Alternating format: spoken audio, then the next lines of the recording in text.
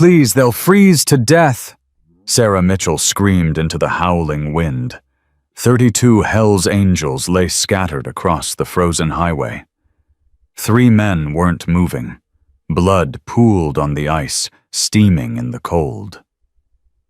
She had $47 in her register, a 6-year-old daughter hiding under the front desk, and every reason to lock that door. Christmas Eve. No power. No heat. No help coming. She opened it anyway. What happened next brought 2,000 roaring motorcycles to her doorstep and changed everything she believed about strangers, about family, about miracles. Drop your city below. Subscribe. Stay until the end.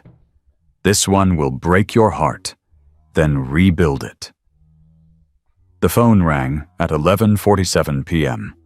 Sarah grabbed it before the second ring. Her hands were already shaking from the cold. "Mrs. Mitchell, Wyoming Power and Light. Your grid section is down. Estimated restoration 72 hours minimum. We recommend finding alternative shelter." "Alternative shelter?" Sarah laughed, but there was no humor in it. "I run a motel. I am the alternative shelter." "Ma'am, I'm just reading the script.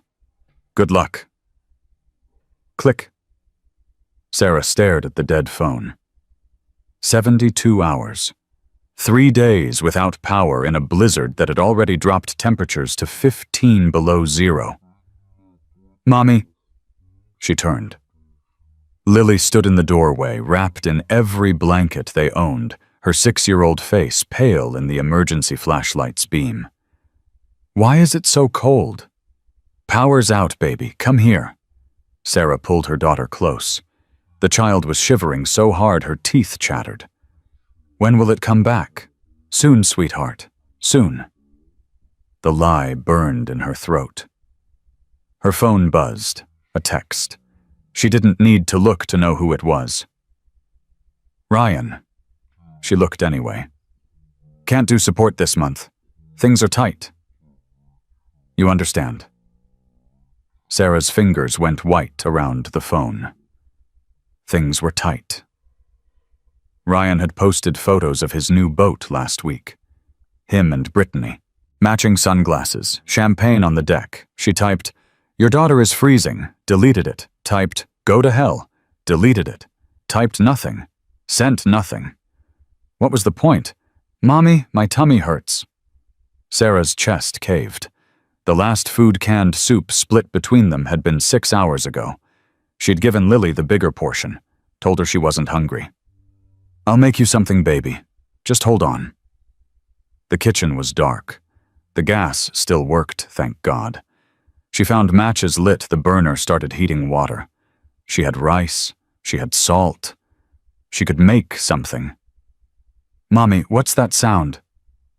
Sarah froze. Rumbling. Deep. Getting louder. Not thunder. The storm had been silent for hours. She went to the window, wiped frost from the glass. Headlights. Dozens of them. Cutting through the darkness like a convoy from hell. Then the crash. Metal screaming against metal. The sickening crunch of impact. Lights spinning, scattering, some going dark. Sarah pressed her face to the glass. Motorcycles. Everywhere. Some upright, most fallen. Bodies in the snow, some moving, some not. Oh my God. She saw the patches then. Even through the frost, even in the chaos, she saw them. Hell's Angels. Her blood went cold in a way that had nothing to do with temperature. "Lily, get behind the counter. Now!" "But Mommy, now!" Lily scrambled. Sarah grabbed the baseball bat she kept by the register. Her father had given it to her when she bought this motel. "You're a woman alone out here," he'd said. "Hope you never need this. Keep it anyway." She'd never needed it, until now. The pounding started. Fists against her front door. Desperate. Frantic. "Ma'am, please, we need help." Sarah didn't move. "Please, 3 of my brothers are dying out there. One's not going to make it. Please." Her grip tightened on the bat. "Mommy." Lily's voice was small, confused. "Mommy, he's crying." Sarah stopped breathing. She looked at her daughter, then at the door, then back at her daughter. "Mommy, big guys don't cry unless it's really bad. You told me that." God help her, she had told her that. Her mother's voice echoed in her memory. "Kindness isn't about who deserves it, Sarah. It's about who you are." Sarah set down the bat. "Stay there, Lily. Don't move." She walked to the door. Her hand trembled on the lock. She opened it. The man standing there was massive. 6'5", at least, beard, frozen white tears cutting tracks through the ice on his weathered face. His leather jacket was crusted with snow and something darker. Blood.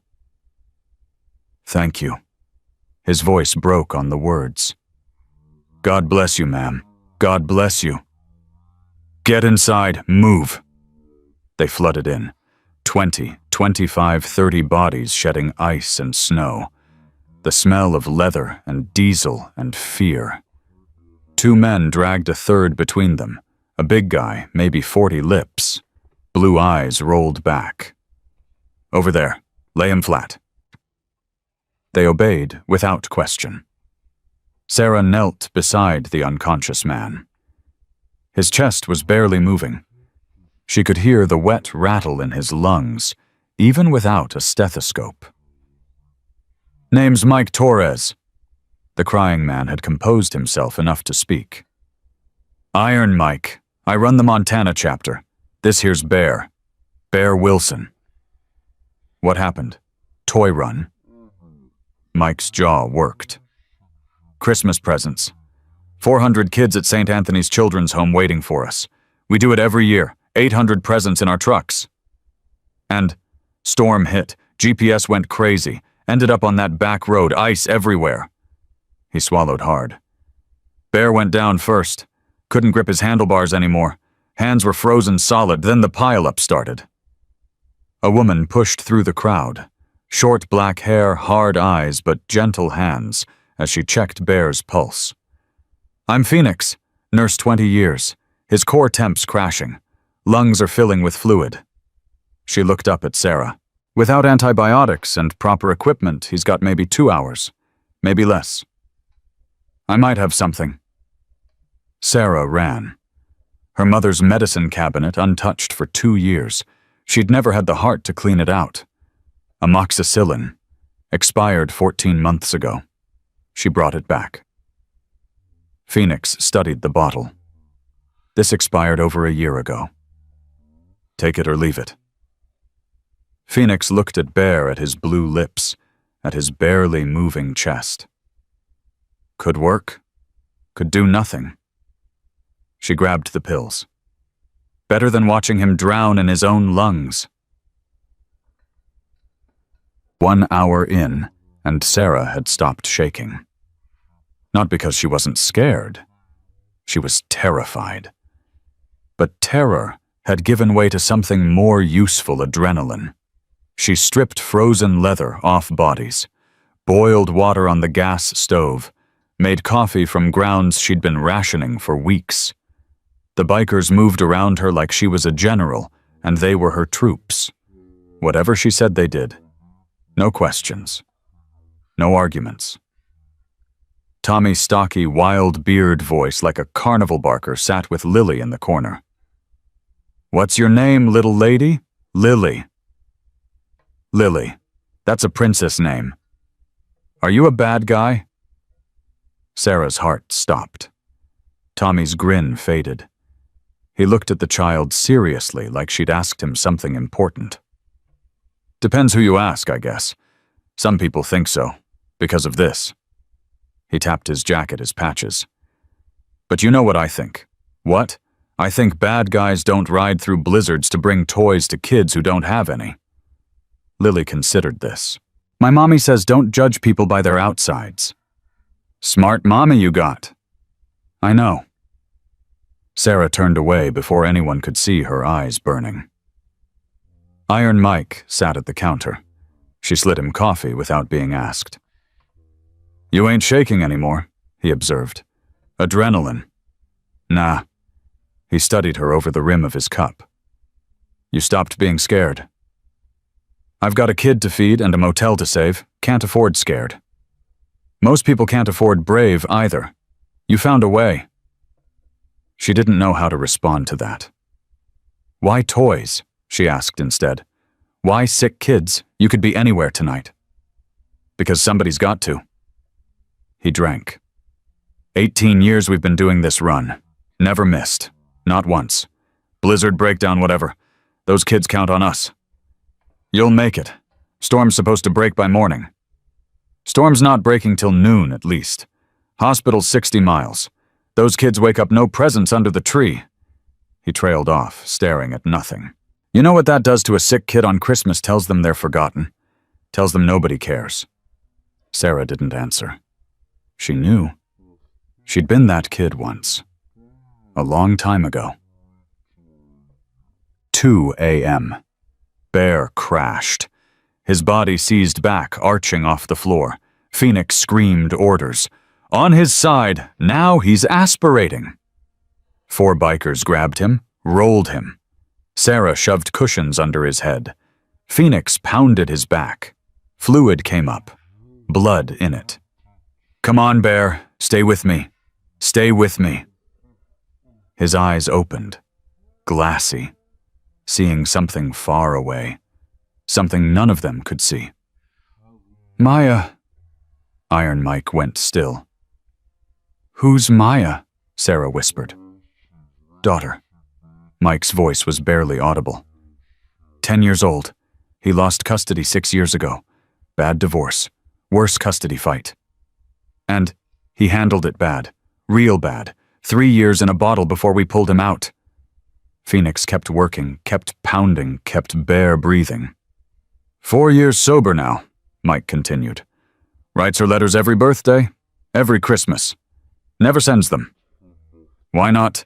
Scared. Mike's eyes were wet again. Scared she'll say what he already believes. That he's worthless. That she's better off without him. Bear coughed. More blood. His hand grabbed at nothing. Maya, baby. Tell her I'm sorry. Tell her Daddy's sorry. Lily slipped away from Tommy. Before anyone could stop her, she walked to Bear and put her small hand on his forehead. Mister, don't be scared. Bear's eyes focused. Just for a second. My mommy makes people better. She fixed my knee when I fell. She fixed my heart when Daddy left. She'll fix you too. Bear stared at her. Something shifted in his face. You look like her, he whispered. Like my Maya when she was little. My daddy left too. Every sound in the room stopped. Mommy says it's not my fault. Lily's voice was matter-of-fact, like she was explaining math. Maybe it's not your fault either. Bear's whole body shuddered. Not a seizure this time. Something else. Something breaking open inside him. Maybe it's not, he breathed. Maybe it's not. Sarah watched her 6-year-old daughter comfort a dying stranger. 6 years old. More grace than grown men 3 times her age. Iron Mike turned away, wiped his face, pretended no one noticed. Phoenix kept working, and Bear kept breathing. 3 a.m. A young biker approached Sarah. Quiet kid, maybe late 20s, dark eyes that had seen too much too early. You got electrical problems. Mind if I take a look? Everything's dead. Generator shot. Might not be. I'm good with machines. Sarah shrugged. Knock yourself out. He disappeared into the back. Banging. Cursing. 20 minutes of nothing. Then the lights flickered. Held. Grew bright. Sarah stared at the ceiling like it had just performed a miracle. The kid came back covered in grease and frost. How? She demanded. Junction box was frozen solid. Bypassed it with parts from my bike. You cannibalized your motorcycle to fix my generator. He shrugged. You gave away your only medicine to save a stranger. Seemed fair. Sarah didn't know what to say. What's your name? Daniel. Most people call me Ghost. Why Ghost? He was quiet for a long moment. 16 foster homes before I aged out. Nobody saw me. Nobody wanted to. I learned to be invisible because invisible was safe. He looked at Lily, who was back with Tommy finally warming up. Club gave me a name. Brothers gave me a family. First time in my life I belonged somewhere. He walked past her to check on something else. Quiet. Efficient. Like a man who'd learned that actions spoke louder than words, because no one had ever listened to his words anyway. Sarah watched him go. Something about him made her chest tight. Something familiar. The loneliness of being unseen. She knew that feeling. Knew it like her own heartbeat. 3:30 a.m. Sarah made a decision. She pulled out her mother's recipe box. The one thing she'd kept when everything else was sold to pay debts. What's that? Iron Mike asked. Survival. She grabbed flour, eggs, oil, started mixing. My grandmother made these during the Depression, called them survival fritters. Flour, eggs, and faith got her through the worst years of her life. Your grandmother sounds like a hell of a woman. She was. Raised 6 kids in a one-room house. Never complained once. Sarah's hands moved automatically, muscle memory taking over. Said complaining was for people who had time to spare. She fried the fritters in batches. The smell filled the motel. Real food. Hot food. One by one, the bikers woke from their exhausted dozes, followed their noses like children. Sarah served on napkins, watched 30 hardened men take bites, and close their eyes like they'd found heaven. Mrs. Mitchell. Iron Mike's voice was thick. This is the best thing I've tasted in years. It's flour and eggs. No. He set down the fritter, looked at her directly. It's love. I know the difference. Been without it long enough to recognize it when I taste it. Sarah had to look away. 4 a.m. Phoenix approached her. He's stable. For now. Will he make it? Don't know. Fever's down. Lungs sound better. But he needs a hospital. Real equipment. Real doctors. Roads should be clear by noon. That's 8 hours. Then we wait 8 hours. Phoenix sat down heavily. Her tough exterior cracked just for a moment. That medicine, your mother's, yeah. She keep a lot of expired prescriptions around. She kept everything, said you never know what might save a life someday. Sarah's voice caught. She hadn't meant to say that much. When did she pass? 2 years ago. Left me this motel and a mountain of debt. I'm sorry. Don't be. Sarah forced a smile. She was right. Those pills might save a man's life tonight. First time anything in this place has been worth something since she died. Phoenix reached over, squeezed her hand. She'd be proud of you. What you did tonight. She'd be terrified of what I did tonight. Then she'd make everyone breakfast and tell them to wipe their feet. Phoenix laughed.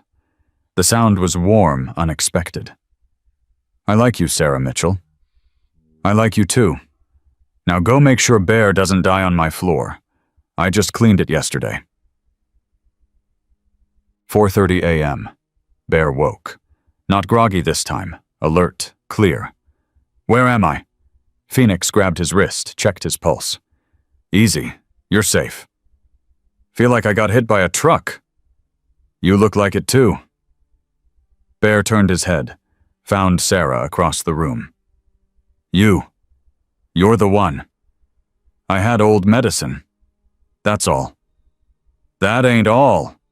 He tried to sit up. Failed. groaned. I heard things while I was out. Heard you moving around. Heard your little girl. Lily. She talked to me. Bear's eyes glistened. Said her daddy left too. Said it wasn't her fault. Kids say things. Kids tell truth. Adults are the ones who lie. He held her gaze. I owe you, Sarah Mitchell. You don't. I owe you. In our world, that means something. That means everything. He gestured weakly. Show me your bills. What? Your bills. Mike told me. Single mom, motel, failing, drowning in debt. Show me. Sarah hesitated. Every instinct screamed to refuse. Please.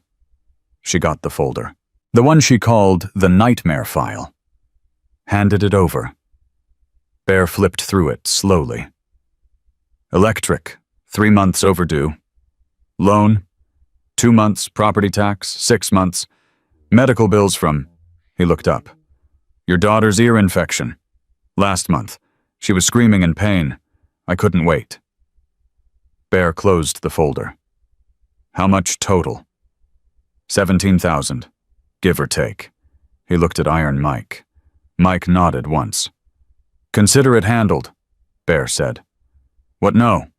I didn't do this for money. We know. Mike stepped forward. That's why we're paying. I can't accept, made some calls while you were cooking. Mike held up his phone. Every chapter from here to New York knows what you did tonight. Word spreads fast in our world. Sarah's stomach dropped. What did you tell them? The truth. Single mom with $47 to her name opened her door to 32 bikers in a blizzard, fed us her last food, gave us her only medicine, asked for nothing. I can't. Don't matter what you can or can't. Words out. Can't unring that bell. Sarah's knees felt weak. How much, she whispered, did you raise? Mike checked his phone. His eyebrows shot up. As of 5 minutes ago, he turned the screen toward her. $47,000, and it's still climbing.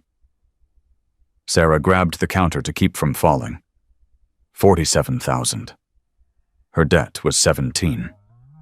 That's enough to fix this place up. Buy a proper generator. Get that girl of yours some new winter clothes.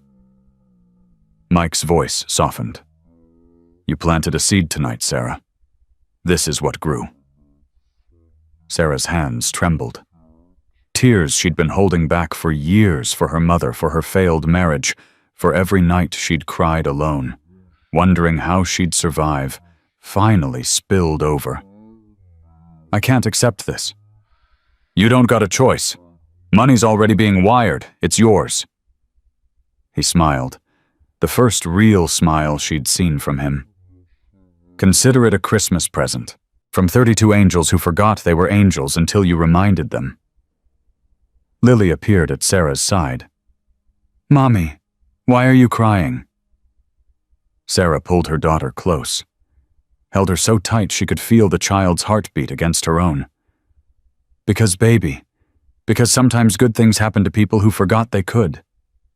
Is this a good thing? Sarah looked at the room full of bikers. At Bear, alive and breathing. At Ghost, quietly fixing a broken window latch. At Phoenix, cleaning up medical supplies. At Tommy, already dealing cards again like nothing had happened. At Iron Mike, this giant of a man with tears in his own eyes. Yeah, baby, Sarah whispered. I think it is. 5 a.m. The storm died. Lily ran to the window. Mommy, look. The snow stopped. Sarah looked. Sunrise, pale, cold, golden, broke through the clouds.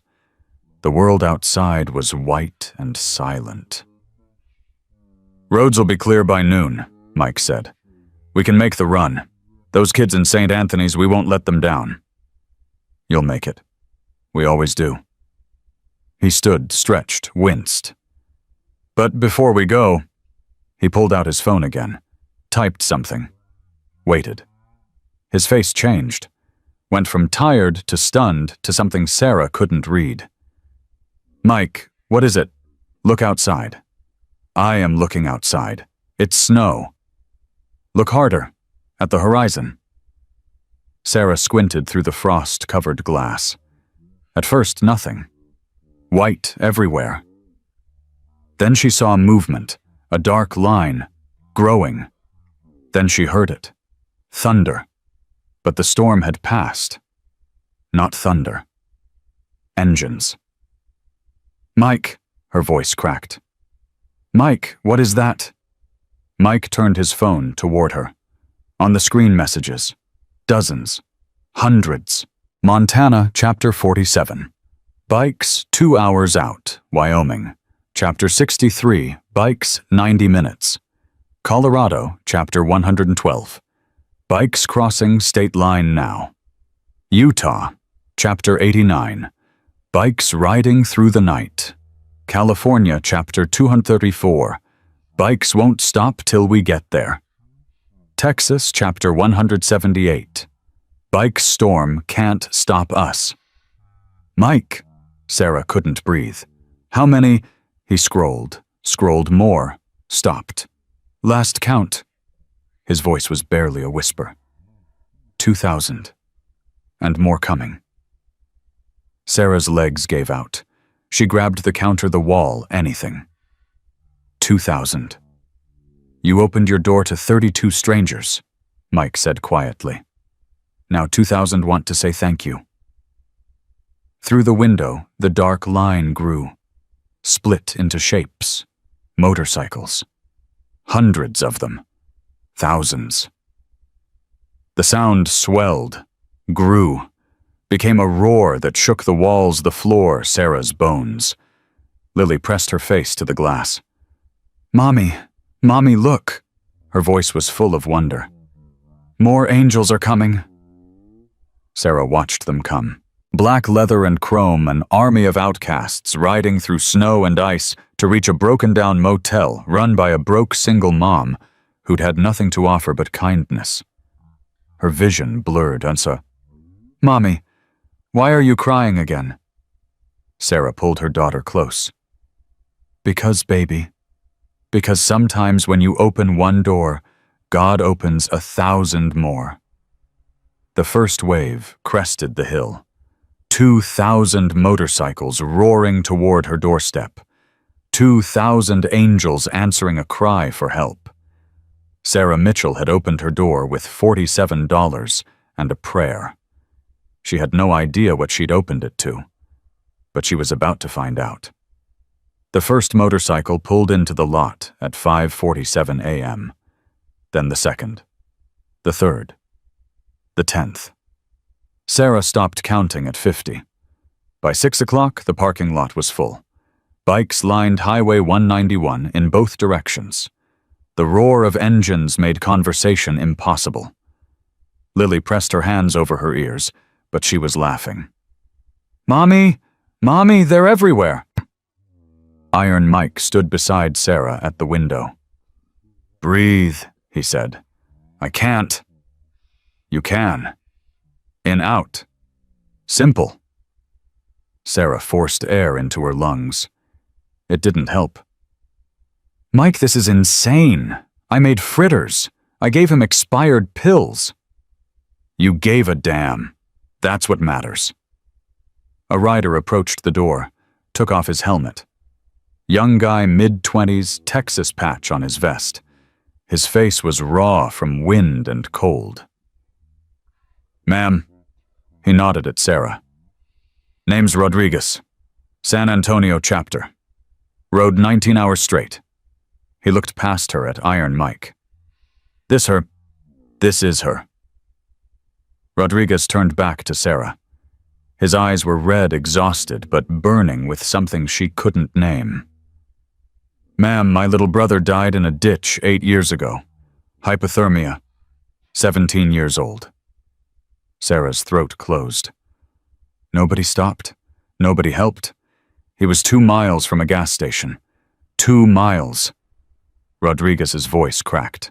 When I heard what you did, that you opened your door, that you gave your medicine, that you fed men, you had every reason to fear. He stopped, swallowed hard. I had to come. Had to see you. Had to say thank you for all the people who never got what you gave us. Sarah couldn't speak. Couldn't move. More riders approached, one by one, chapter by chapter. Chicago, Detroit, Phoenix, New York, Denver, Seattle. Each with a story, each with tears in their eyes. A man from Nevada, whose wife had frozen in a broken-down car while he walked for help. A woman from Oregon, whose father had died alone on a mountain road because no one would stop in the rain. A kid from Montana couldn't have been more than 22 whose entire family had been killed by a drunk driver, and the only people who showed up at the funeral were Hell's Angels. Story after story, pain after pain, and every single one of them ending with the same words, "Thank you. Thank you for reminding us that good people still exist." Sarah broke. Not dramatically, not loudly. She just stopped functioning. Her legs gave out. Ghost caught her before she hit the floor. "Easy. I've got you. I can't do this. You already did it. This is just the aftermath." He helped her to a chair, brought her water, didn't leave her side. Tommy appeared with Lily on his shoulders. "Hey, boss lady, your kid wants to show you something." Lily was wearing a leather jacket, child-sized, perfect fit, and on the back, embroidered in gold thread, "Little Angel, honorary member." "The boys chipped in," Tommy said. "Hope that's okay." Sarah laughed. It came out more like a sob. "Where did you even find a child-sized leather jacket? Razor's daughter outgrew hers. He's been carrying it in his saddlebag for 6 years, waiting for the right kid." Lily beamed. "Mommy, am I a biker now?" "You're an honorary biker, baby. Does that mean I get a motorcycle?" "It means you get to wear a cool jacket. Motorcycle comes when you're 30. 30 is forever away." "Not as far as you think." Phoenix pushed through the crowd. "Sarah, Bear's asking for you." Sarah's stomach dropped. "Is he okay?" "Better than okay. He wants to talk." She found Bear sitting up in the corner booth. Color had returned to his face. His breathing was steady, strong. "There she is." He smiled weakly.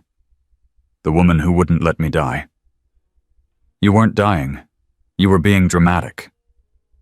"I was drowning in my own lungs." "Same thing." He laughed, coughed, laughed again. "Sit down, please." She sat. Bear was quiet for a long moment. When he spoke, his voice was different, stripped of bravado, raw. "I heard things, while I was out, while I was wherever I was. You mentioned Maya." His whole body flinched. "My daughter, 10 years old now. Probably tall, probably beautiful. Probably hates me." "Why would she hate you?" "Because I left. Because I chose the bottle over her. Because I was so goddamn broken that I couldn't be what she needed." Sarah didn't respond. She understood broken. She'd lived it. "Your girl," Bear continued. "Lily." She put her hand on my head. "Told me her daddy left too." She shouldn't have said that. No, she should have. Because she said something else. Said it wasn't her fault. Said maybe it wasn't my fault either. His voice cracked. 6 years I've been telling myself I'm worthless. 6 years of writing letters I never send, birthday cards that go in the trash, Christmas presents I buy, and then throw away because what's the point? She doesn't want them. She doesn't want me. You don't know that. I know I walked out. I know I broke her heart. I know her mother tells her I'm a monster. Sarah leaned forward. My ex tells Lily I'm a failure, that the motel is a joke, that she'd be better off with him and his new girlfriend in California. Bear's jaw tightened. And you know what I tell Lily? Sarah continued. I tell her that people say things when they're hurt, that anger makes liars of us all, that the only truth that matters is the one you live every day. What truth is that? That you show up, that you try, that you keep trying even when it's hard, even when it hurts, even when everyone tells you to quit. She grabbed his hand. You're still here, Bear. You survived last night. You survived 3 years in a bottle. You survived 6 years of guilt. That's not weakness. That's the strongest thing I've ever seen. Bear's eyes filled. How do I fix it? How do I fix 6 years? You don't fix it. You start over. 1 day at a time, 1 letter at a time, 1 phone call at a time. She won't answer. Then you call again, and again, and again, until she understands that you're not going away, that you love her more than your pride, more than your fear, more than anything. Bear gripped her hand so hard it hurt. You really believe that? My mother believed it. She stayed married to my father for 32 years, even when he drank, even when he disappeared, even when everyone told her to leave. She said love wasn't a feeling, it was a decision. You decide to show up every day no matter what. That's love. Did he ever change your father? He died sober, 18 years clean. He and my mother were holding hands when he took his last breath. Bear closed his eyes. I want that. God, I want that so bad. Then fight for it, starting today, starting right now. The door to the motel burst open. Iron Mike stood in the doorway, phone in hand, face pale. Bear, we found her. Bear went rigid. Found who? Maya. I made some calls, tracked down your ex, got Maya's number. You what? She's on the phone, right now, waiting. Bear's whole body started shaking. I can't, Mike, I can't. You can. What if she hangs up? What if she screams at me? What if she doesn't? Mike walked forward, held out the phone. You spent 6 years running. Time to stop. Bear stared at the phone like it was a bomb. Sarah squeezed his hand. You show up, she whispered. That's all. You just show up. Bear took the phone. His hand was trembling so badly he almost dropped it. Hello. Silence on the other end. Then a small voice, a child's voice. Daddy. Bear made a sound, not quite human, something between a gasp and a sob and a prayer. Maya, baby, it's me. It's Daddy. Daddy, are you okay? A man called and said you almost died. I'm okay, baby. I'm okay now. I was so scared. Mommy said you were gone. She said you didn't want me anymore. No. Bear's voice broke completely. No, baby, that's not true. I never stopped wanting you. I never stopped loving you. I was broken, sweetheart. I was so broken I couldn't see straight. Are you still broken? Bear looked at Sarah. At the room full of brothers. At the 2,000 motorcycles outside the window. I'm getting fixed, baby. Every day a little more. Will you come see me? Yes. Promise. I promise. I swear on my life. I'm coming to see you, and I'm never going to leave again. Silence. Then, I love you, Daddy. Bear collapsed forward, phone pressed to his ear, tears streaming. I love you too, Maya. I love you so much. I'm so sorry. I'm so sorry. Sarah stepped back, gave him space. Phoenix was crying. Tommy was crying. Iron Mike was pretending he wasn't crying, but his shoulders were shaking. And Lily, beautiful 6-year-old Lily, walked up to Bear and patted his back. See, mister, I told you my mommy fixes everything. The motel had transformed. What had been a struggling roadside stop was now command central for the largest gathering of Hell's Angels in Wyoming history. 2,000 bikes, 2,000 riders, and more arriving every hour. Ghost found Sarah in the kitchen, staring at an empty refrigerator. Problem. I have 37 eggs, half a bag of flour, and enough coffee for maybe 50 people. There are 2,000 people out there. Not a problem. Ghost, I can't feed 2,000 people with 37 eggs. You don't have to. He led her outside. 3 massive trucks had pulled into the lot, refrigerated trailers. Men were unloading crates of food cases, of water boxes, of supplies. Where did this come from? Brothers. Ghost shrugged. Made some calls. Grocery stores in Jackson Hole, Bozeman, Salt Lake. Owners heard what was happening. Donated everything. Everything. Everything. 2 restaurants are sending their entire kitchen staffs to help cook. A hotel in town is opening its doors for overflow sleeping. And he pulled out his phone. Last count donations are at $68,000. Sarah grabbed his arm to keep from falling. 68,000 and climbing. Ghost, this is... I don't understand. Why are they doing this? He was quiet for a long moment. You know how many doors got slammed in our faces last night before we found you? Mike mentioned 7. 8. 8 places we stopped. Gas stations, a motel, a church. His jaw tightened. A church, Sarah. On Christmas Eve. Pastor looked at our patches, looked at our leather, and said God's house was full. That's horrible. That's every day. That's our whole lives. Judgment before we open our mouths. Fear before we do anything wrong. He turned to face her. And then you. Broke, freezing, alone with a kid. And you opened your door like it was nothing. It wasn't nothing. I was terrified.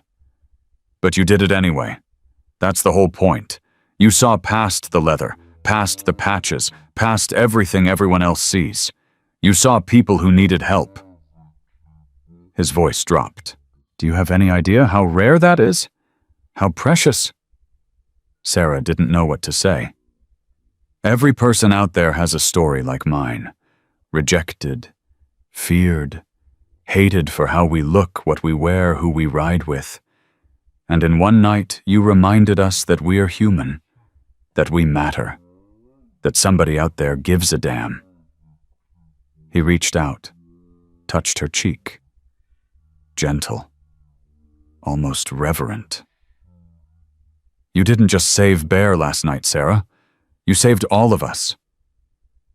The moment broke when Lily came running. Mommy, Mommy, there's a helicopter. Sarah looked up. A medical helicopter was landing in the field behind the motel. Paramedics jumped out, stretcher ready. Phoenix ran toward it, waving her arms. Over here, patient stable but needs transport. They loaded Bear onto the stretcher. He grabbed Sarah's hand before they could wheel him away. Come with me. What? To the hospital. I want you there when I see Maya. I want her to meet the woman who saved her father. Bear, I can't just leave. The boys will handle everything. Mike's got it under control. His grip tightened. Please, Sarah. I don't think I can do this alone. Sarah looked at Iron Mike. He nodded. Go. We've got Lily. She's safer here than anywhere in the world. Sarah looked at Ghost. I'll be here when you get back, he said quietly. I'm not going anywhere. Something passed between them, something unspoken. Sarah climbed into the helicopter. As they lifted off, she looked down at her motel. at the sea of motorcycles, at the 2,000 angels who had answered her cry for help. Lily was on Tommy's shoulders, waving frantically. Ghost stood apart from the crowd, watching the helicopter rise. He didn't wave. He just watched, like he was memorizing her, like he was afraid she might not come back. The hospital in Jackson was chaos. News crews everywhere, cameras flashing, reporters shoving microphones at anyone in leather. A doctor met them on the helipad. "Mr. Wilson, I'm Dr. Chen. We've got a room ready for you." "My daughter. Is she here?" "There's a young girl in the waiting room. Arrived about 20 minutes ago with her mother." Bear went pale. "Linda's here." "I assume that's the mother, yes." Sarah grabbed his hand. "You can do this. She hates me. She hates who you were. Show her who you are now."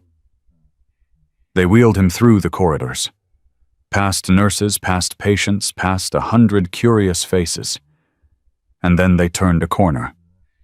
A woman stood at the end of the hall. Mid-30s, hard face, arms crossed. Beside her, a little girl, 10 years old. Blonde hair, bear's eyes. Maya. The stretcher stopped. Nobody moved. Maya broke first.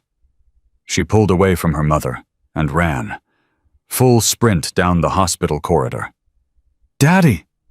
She hit the stretcher like a missile, throwing her arms around Bear's neck. Bear held her like she was oxygen, and he'd been drowning for 6 years. "I'm sorry," he kept saying. "I'm so sorry, baby. I'm so sorry." "I know, Daddy. I know." Linda approached slowly. Her face was unreadable. "You almost died?" "Yeah." "On Christmas Eve?" "Yeah." "Delivering toys to orphans?" Bear didn't respond. Linda's expression cracked. Just a little. That's a very you way to almost die." "I'm trying, Linda. I know it doesn't fix anything. I know I can't undo what I did, but I'm trying." She looked at Maya, wrapped around her father like she'd never let go. "I told her you didn't care. I told her you forgot about her. I told her—" Linda stopped, wiped her eyes. "I told her a lot of things that weren't true. Because I was angry. Because you hurt me. I know. I'm sorry too, Bear. I used her to punish you. That wasn't fair. Not to you, not to her." Maya looked up. "Mommy, does this mean Daddy can come home?" Linda and Bear exchanged a look. Years of pain, anger, regret, all of it passing between them in a single moment. "I don't know, baby," Linda said finally. "But it means we can try. It means we can all try." Sarah stepped back. This wasn't her moment. This was theirs. She found a quiet corner of the waiting room and sat down. Her hands were shaking. Her whole body was shaking. A TV mounted on the wall was playing the news. Incredible scene in Wyoming, where over 2,000 members of Hell's Angels motorcycle clubs have gathered at a small roadside motel. The reason a single mother named Sarah Mitchell, who opened her doors to stranded bikers during last night's deadly blizzard. Sarah's face appeared on screen. She looked away. Her phone buzzed. A text from Ghost. "You okay? I don't know. Fair. You need anything, just to come home. Home's waiting." She stared at that word. Home. For 2 years, the motel had been a burden, a debt, a reminder of everything she'd lost. Now somehow it felt different. Like maybe home wasn't a place. Maybe home was the people waiting for you when you got there. Her phone buzzed again. Unknown number. She answered without thinking. "Hello? Sarah Mitchell." The voice was familiar. Too familiar. Her blood turned to ice. "Ryan, I saw the news. His voice was smooth, controlled, the way it always was when he wanted something. That's quite a story. Single mom saves bikers, bikers save single mom. Very touching. What do you want? I want to see my daughter. You haven't wanted to see her in 2 years. Things change. Yeah, they do. Like the fact that you suddenly remember you have a daughter when there's $68,000 involved. Silence. I don't know what you're implying. I'm not implying anything, Ryan. I'm saying it outright. You're a deadbeat who smelled money and came running. I'm her father. Biology doesn't make you a father. Showing up makes you a father. You haven't shown up once. I want custody. The words hit her like a physical blow. What? Joint custody, 50-50. My lawyer says I have a case. Absent father wants to reconnect with his child. Courts love that story. You can't be serious. I'm very serious. You can make this easy or hard, Sarah. But either way, I'm getting what I want. The line went dead. Sarah sat frozen. The TV droned on, her face on screen. The words, Christmas Miracle in bright letters. And somewhere in California, her ex-husband was planning to take her daughter. The helicopter ride back felt like a dream. Bear was staying overnight for observation. Maya was staying with him. Linda had agreed to let them have Christmas morning together. Miracles everywhere. Except for Sarah. She landed at the motel just as the sun was setting. The crowd had grown. 3,000 now, maybe more. Ghost was waiting. He took one look at her face and knew. What happened? Ryan. The ex. He wants custody. Joint custody. He's threatening to sue. Ghost's expression went dark. On what grounds? I don't know. He says his lawyer told him he has a case. He's lying. Maybe. But he sounded sure. He sounded... She couldn't finish. Ghost took her hands. Listen to me. Ryan's a coward. He's a bully.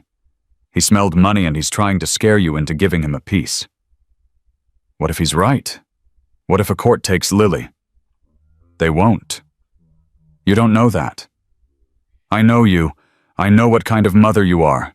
I know that little girl worships the ground you walk on, and I know that no judge in America is going to take her from you.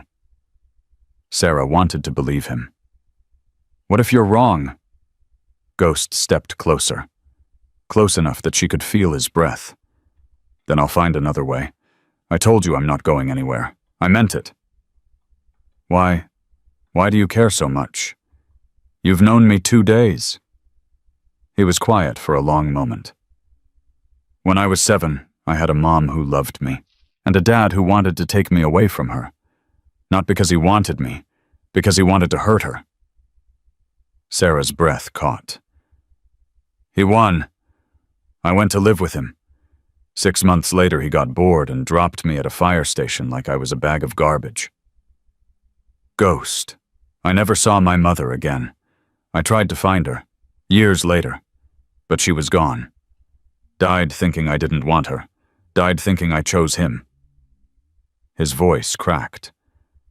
I will not let that happen to Lily. I will not let another little girl lose her mother because some selfish bastard wants to play games. Sarah's tears finally broke free. I don't know how to fight him. You don't have to fight alone. That's what I'm trying to tell you. He pulled her close, held her while she cried. Behind them, 2,000 motorcycles gleamed in the fading light, and somewhere in the chaos, Lily's voice rang out. Mommy, Mommy, you're back. Sarah wiped her face, turned. Her daughter was running toward her leather jacket, flying face bright with joy. Sarah caught her, lifted her, held her like she might disappear. I missed you, Mommy. I missed you too, baby. Tommy taught me 5 new card games. I can beat anyone now. Is that so? And Ghost fixed the hot water. And Iron Mike said I'm officially the chapter mascot. And... Lily paused, studied her mother's face. Mommy, Why are you sad? Sarah forced a smile. I'm not sad, baby. I'm just tired. Lily wasn't buying it, but she didn't push.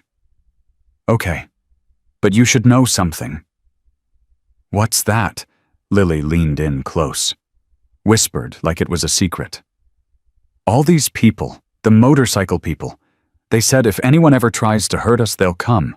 All of them, no matter what. She pulled back. Her face was serious. So don't be scared, Mommy. We have an army now.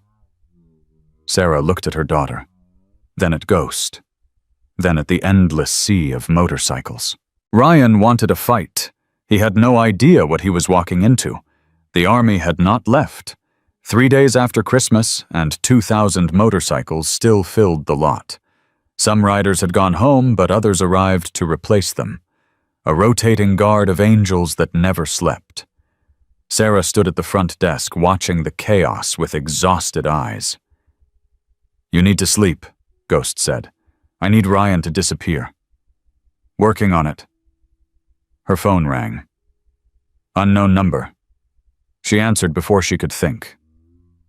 Mrs. Mitchell Margaret Chen. Iron Mike gave me your number. Who? I'm a lawyer, best custody attorney in Montana. Mike said you need help. Sarah's legs went weak. I can't afford a lawyer. Did I mention a fee? No, but then don't assume. I'll be there in 4 hours. Don't talk to your ex. Don't talk to anyone. Just wait. Click. Sarah stared at the phone. Ghost raised an eyebrow. Who was that? Apparently my new lawyer. Margaret Chen arrived at exactly 2 p.m. She was 60 years old, silver-haired, sharp-eyed, and walked like she owned every room she entered. Her handshake could crush steel.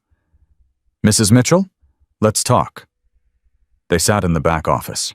Margaret pulled out a legal pad and began asking questions. Fast, direct, no small talk. When did Ryan leave? 2 years ago.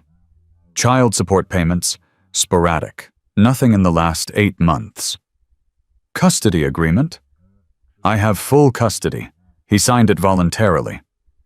Any documented attempts to see Lily? None. Not one phone call, not one birthday card. Nothing. Margaret smiled. It wasn't a nice smile. Good. What else should I know? He has money. Family money. He can afford good lawyers. Money doesn't win custody cases. Evidence wins custody cases. And right now all the evidence is on your side. He said he has a case. He's bluffing. A father who abandons his child for 2 years doesn't get to waltz back and claim joint custody. Not in my courtroom.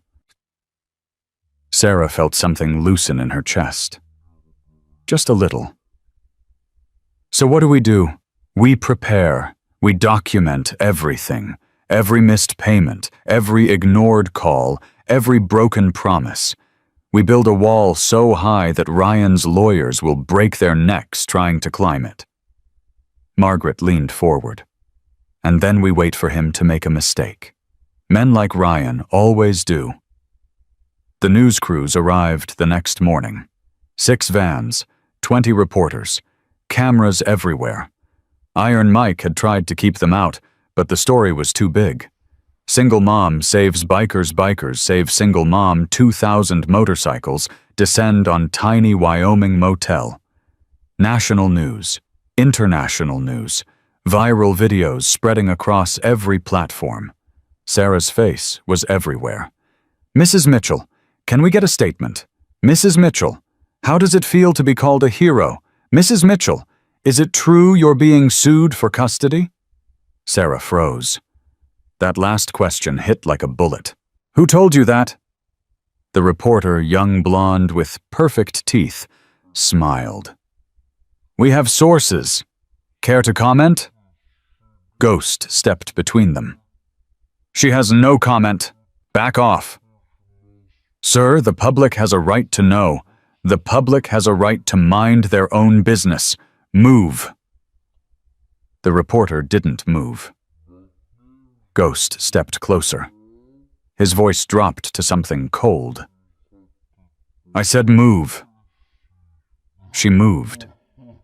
Sarah grabbed his arm, pulled him inside. How did they know about the custody thing? Someone talked. Who? Ghost's jaw tightened. Only one person benefits from this going public. Sarah's blood turned to ice. Ryan. He's trying to control the narrative, make himself look like the concerned father fighting for his daughter. That's insane. He hasn't seen her in 2 years. Doesn't matter. Public opinion is a weapon. He's using it. Sarah's hands were shaking. What do? We fight back. Tommy appeared in the doorway. Boss lady, you might want to see this. He held up his phone. On the screen, a news segment. Ryan's face. Perfect hair, perfect suit, perfect smile. I just want to be part of my daughter's life. Sarah has kept me away for too long. I'm hoping the courts will help me reconnect with my little girl. Sarah couldn't breathe. He's lying. He's lying on national television. We know. But everyone watching doesn't know. They're going to believe him. Tommy shook his head. Not everyone. He scrolled down. Comments section. Thousands of comments. Tens of thousands. This guy's a deadbeat. I've seen the original story. He hasn't paid child support in months. Don't believe this snake. Sarah Mitchell is a hero. Someone find this guy's address. I just want to talk. Hell's Angels don't make mistakes. If they're protecting her, she's worth protecting. Sarah's eyes blurred. They're defending me. 2,000 bikers and everyone who's ever watched the news. You've got an army boss lady. Use it. The documentary crew arrived 2 days later. Professional outfit. Real equipment. A producer named James, who spoke in soft tones and made eye contact when he listened. Mrs. Mitchell, we'd like to tell your story. The real story, not the tabloid version. I don't want attention. I understand. But right now, someone else is controlling your narrative. Your ex-husband is on every channel painting himself as the victim. You can stay silent and let him win, or you can speak and let people see the truth. Sarah looked at Ghost. He nodded slightly. What would it involve? Interviews. With you, with the bikers, with anyone willing to talk. We'd document the community that's formed here, the impact you've had, the real story behind the headlines. And the custody battle. We won't exploit it, but we won't hide from it either. People deserve to know what's really happening. Sarah thought about Lily. About Ryan's smug face on television. About the lies spreading like wildfire. How much? 75,000 for exclusive rights, plus a percentage of any syndication. Ghost's eyebrows shot up. 75,000. Enough to fight Ryan. Enough to rebuild the motel. Enough to secure Lily's future. I want final approval on everything. Done. Nothing airs without my consent. Absolutely. And if Ryan tries to use this against me, we'll make sure every frame shows exactly who you are. A mother who would die for her daughter. A woman who opened her door to strangers. A hero who didn't ask for any of this. Sarah extended her hand. Deal. The filming started immediately. Cameras followed Sarah through her daily routine, cooking breakfast for whoever was hungry, helping Lily with homework, managing the controlled chaos of 2,000 bikers rotating through her parking lot. They interviewed Iron Mike. She saw us as human. That's all. Just human. You know how rare that is. They interviewed Phoenix. Bear would be dead without her. Dead and frozen in a ditch. She gave him her mother's medicine. Her dead mother's medicine. Who does that? They interviewed Tommy. Best fritters I ever tasted. And I've tasted a lot of fritters. That woman puts love in everything she makes. You can taste it. They interviewed Ghost. That one lasted longest. I spent my whole life invisible. 16 foster homes and nobody saw me. Nobody wanted me. Then I walked into her motel, and she looked at me like I mattered. Like I was worth saving. He paused, looked directly at the camera. I'd die for her. I'd die for that little girl. And I'm not the only one. Every person in this parking lot feels the same way. The producer pulled Sarah aside after. That man loves you. You know that, right? Sarah didn't answer. She knew. The custody hearing was scheduled for January 15th, 2 weeks away. Margaret worked around the clock building their case. Bank records showing Ryan's missed payments, phone records showing 0 contact attempts, character witnesses lined up like an army, 47 people willing to testify for Sarah. 47. We're ready, Margaret said. More than ready. Ryan's lawyer is good, but he's got nothing to work with. This is going to be a slaughter. Then why am I so scared? Because you're a mother. Fear is part of the job description. Margaret squeezed her hand. Trust me. We've got this. The night before the hearing, Sarah couldn't sleep. She sat on the porch wrapped in a blanket, watching her breath fog in the cold air. Ghost found her at 3 a.m. You should be resting. So should you. He sat beside her, close but not touching. Scared, terrified. Good. Means you care. What if we lose? We won't. But what if we do? Ghost was quiet for a long moment. Then we appeal. We fight. We keep fighting until we win. And if we can't win in court, his expression went dark. Then I find another way. Daniel. He turned to face her. Sarah, I need you to understand something. I meant what I said. Every word. I will not let anyone take that little girl from you. Not Ryan. Not any judge. Not anyone. You can't promise that. I can. And I do. He took her hand. I've lost everything in my life. My mother, my childhood, any chance at normal. I'm not losing this. I'm not losing you. Sarah's heart clenched. Daniel, we barely know each other. I know enough. I know you're the kindest person I've ever met. I know you make me want to be better. I know that little girl in there deserves a mother like you, and I'll burn the whole world down before I let anyone take that from her. His voice broke.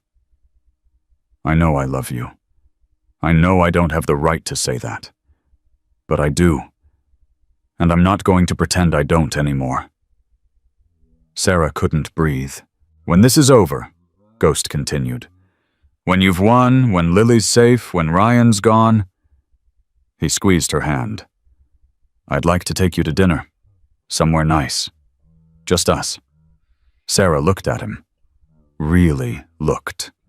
This man who'd fixed her generator with parts from his own motorcycle, who'd stood between her and reporters without being asked, who looked at her like she was the only light in a very dark world.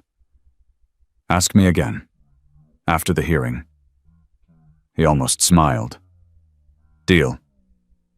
The courthouse was packed. Every seat filled. Reporters crowding the hallways, cameras flashing through every window. Sarah wore her best dress, the one her mother had given her years ago.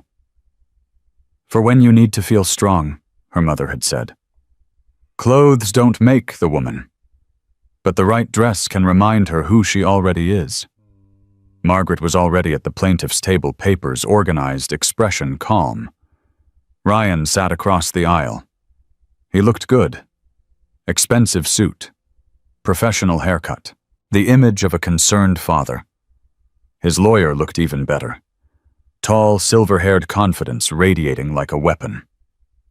All rise. The Honorable Judge Patricia Morrison presiding. The judge entered. 60-something gray hair face like carved stone. No warmth. No sympathy. Just assessment.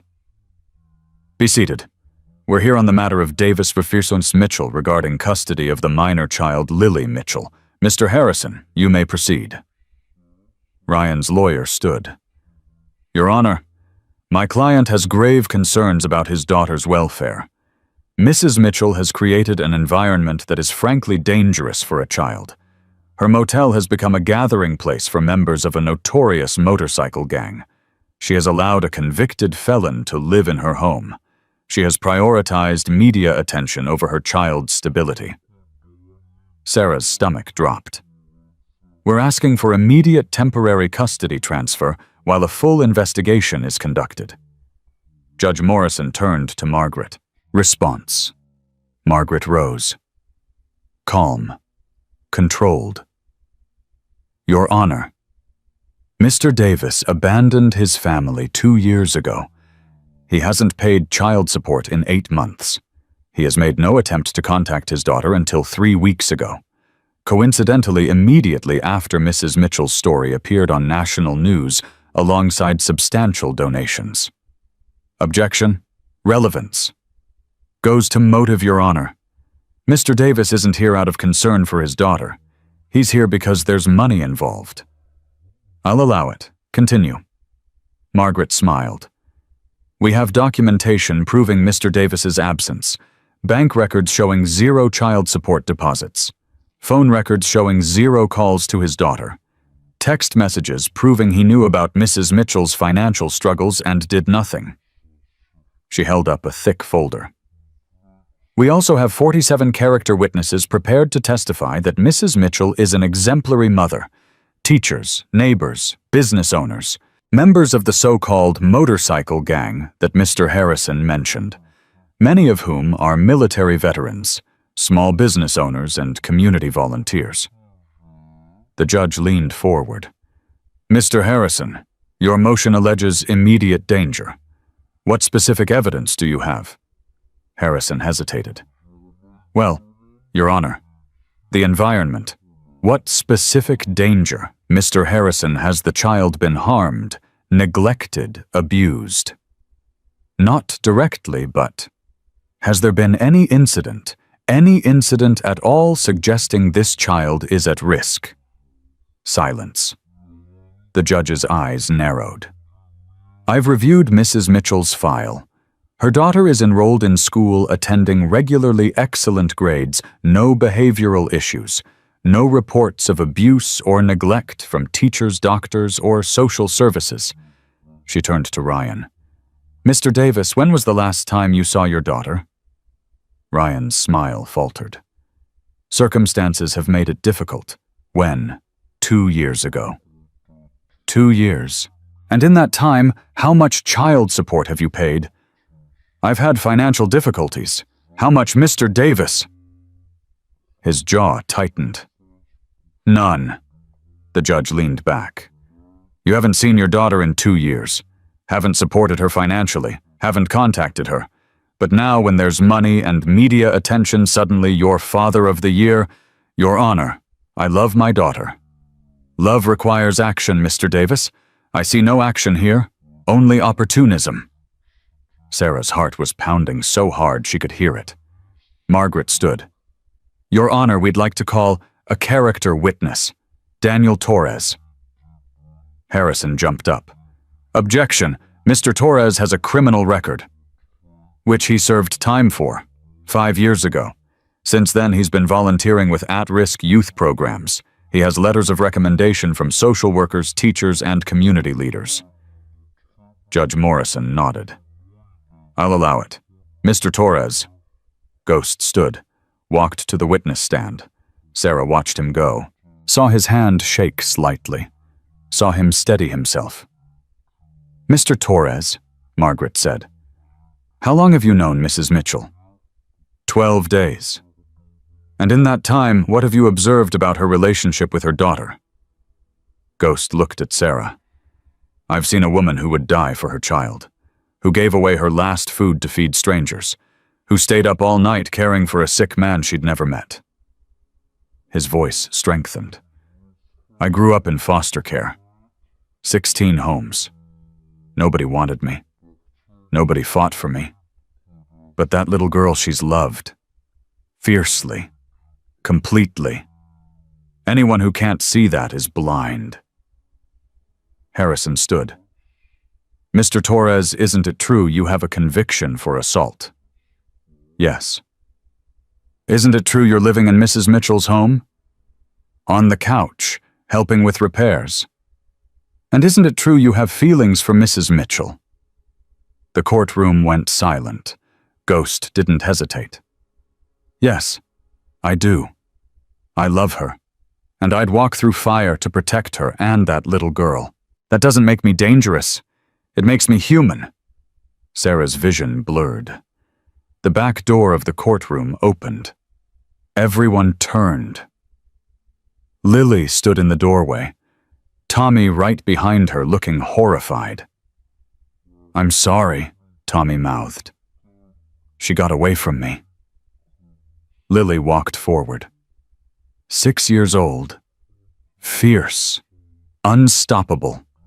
She marched straight up to the judge's bench. Are you the lady who decides things? Judge Morrison blinked. I am. I need to tell you something. Young lady, this isn't appropriate. My daddy never came to my school play. He never called on my birthday. He never sent me Christmas presents. Her voice rang through the silent courtroom. Ghost came to my school play. He helped me with my homework. He fixed our hot water so I could take warm baths. She pointed at Ryan. That man is not my daddy. He's just someone who forgot I exist. She pointed at Ghost. That man is my daddy now, because he shows up every day, even when nobody asked him to. The courtroom was dead silent. Judge Morrison stared at the child for a long moment. Then she looked at Ryan, then at Sarah, then at Ghost. I've heard enough. She banged her gavel. Motion denied. Mrs. Mitchell retains full custody.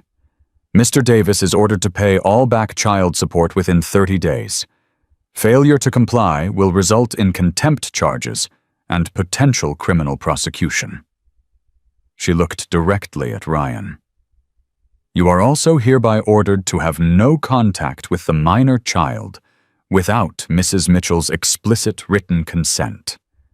Any violation will result in immediate arrest. Bang. We're adjourned. Sarah couldn't move. Margaret grabbed her arm. We won. Sarah. We won. The words didn't make sense. Couldn't make sense. Then Lily was running toward her, and Sarah was on her knees, and her daughter was in her arms, and nothing else in the world mattered. Mommy, did I do good? Sarah laughed through her tears. You did perfect, baby. You did absolutely perfect.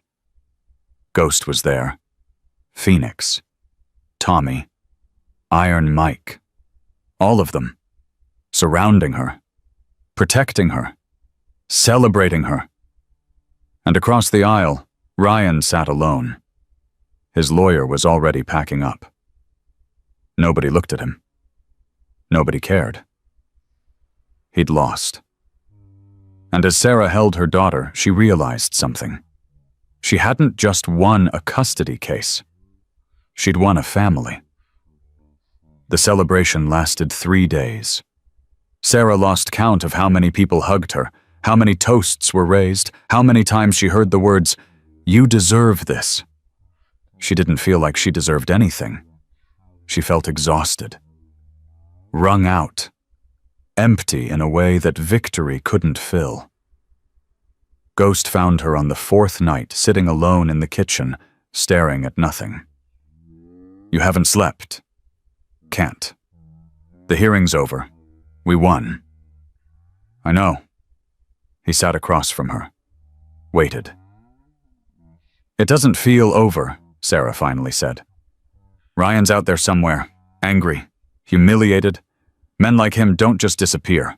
He's got a restraining order. Paper doesn't stop bullets. Ghost's expression changed. Has he threatened you? Not directly, but I know him. I was married to him for 4 years. When Ryan loses, he doesn't accept it. He escalates. Then we escalate too. How? We can't watch every shadow. We can't guard every door forever. Ghost leaned forward. Sarah, look at me. She looked. 2,000 people came here because of you. 2,000. And they're not leaving. Not until they know you're safe. They have lives, families, jobs. And they have you. You're worth protecting. When are you going to believe that? Sarah didn't have an answer. The documentary aired on January 28th. Prime time, national network, 14 million viewers. Sarah watched it surrounded by everyone she loved. Lily on her lap, Ghost beside her. Iron Mike, Phoenix, Tommy Bear, all crowded into the motel's tiny common room. The opening shot was her face. Tired, determined, beautiful in a way she'd never seen herself. I didn't do anything special, her recorded voice said. I just opened a door. The room erupted. That's not nothing. That's everything. Best door opening in history. Sarah laughed. For the first time in weeks, it felt real. The documentary told the whole story. The blizzard, the bikers, Bear's collapse, the donations, the custody battle, Ryan's lies, the courtroom victory. But what hit hardest was the end. Ghost's interview. I spent my whole life looking for somewhere to belong. 16 foster homes. Nobody wanted me. Then I walked into her motel and she looked at me like I was worth something, like I mattered. His voice cracked. She didn't just save Bear that night, she saved all of us. And I'm going to spend the rest of my life trying to be worthy of that. The screen faded to black. Lily looked up at Sarah. Mommy Ghost loves you. The room went silent. I know, baby. Do you love him back? Sarah looked at Ghost. He was staring at the floor, ears red. Yeah, she said softly. I think I do. Ghost's head snapped up. You think, I know I do. The room exploded again, cheering, whistling, Tommy crying openly. Finally, Iron Mike bellowed. I thought I was going to have to lock you two in a closet. Ghost crossed the room in 3 steps, pulled Sarah to her feet, kissed her like the world was ending. Lily squirmed between them. Ew, gross, everyone laughed. And for one perfect moment, everything was right.